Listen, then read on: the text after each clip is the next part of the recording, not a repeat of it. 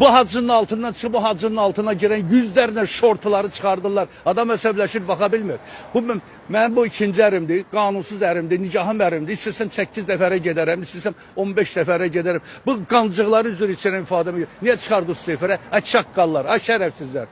Adam bilmir, dövlətin o qədər problemi var, xalqın problemi var, millətin problemi var, təhsil problemi var, səhiyyə problemi var, aptek problemi var, dərmanlar problemi var. Bunların hamısını bəyəmləri ekran həll eləməlidir. Ekran dövlətin dilidir, millətin dilidir, xalqın dilidir. Bunları ekranı çıxartmaq lazımdır. Bu şortuları çıxardırsınız ora, bir-biri ilə gəh vuruşurlar, savaşırlar.